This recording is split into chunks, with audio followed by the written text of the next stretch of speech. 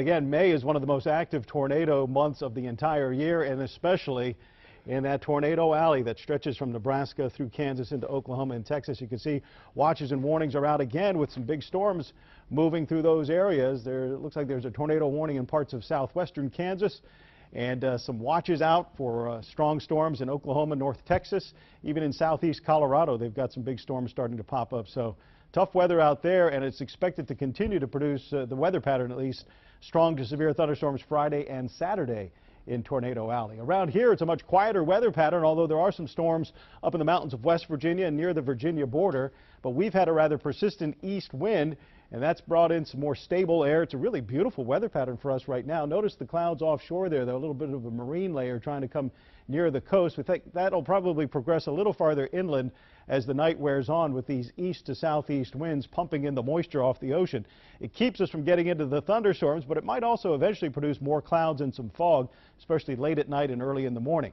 81 in Westminster, 78 at Edgewood, 81 degrees in Easton. As the temperatures cool tonight and the moisture from the ocean begins to condense, areas of fog may form. We could actually have clear skies, but some low-level fog forming. Visibilities are forecast to get below 2 miles in many areas around the western suburbs, and then drop below a half a mile, even down to just a few feet perhaps near the coast on the Ocean City area and on up toward the eastern shore. So look for some fog late tonight. Other than that, a beautiful early evening.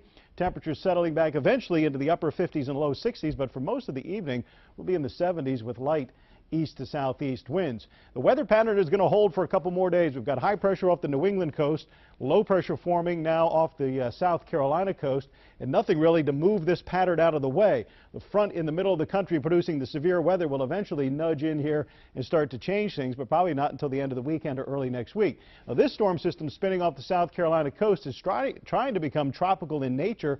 The storm tracks take it up through, say, Myrtle Beach area into central North Carolina, and maybe brush past us early next week, Monday or Tuesday. If it's a tropical storm, it would bring a lot of moisture up our way, but even if it's just an area of low pressure, it will enhance our chances for rain Monday into Tuesday of next week. Tomorrow, a mix of sun and clouds, maybe a little more cloud cover than we saw today, and the clouds will continue to increase a bit through the weekend. I think there may even be some spotty showers or sprinkles around, especially in the morning hours on Saturday and again on Sunday. And there you see that coastal storm, maybe tropical in nature, starting to impact parts of southern Virginia by Sunday. So that'll again increase our rain chances. Fog tomorrow morning, then partly cloudy. The normal is 72 tomorrow. We'll be above that by about 5 to 10 degrees, hitting 77 to 82. 7-day forecast going into the weekend, that 20% chance of a shower and some morning fog both Saturday and Sunday. Storms more likely Monday afternoon and evening, ending Tuesday morning. Then breezy, dry, and a little bit cooler for the middle of next week.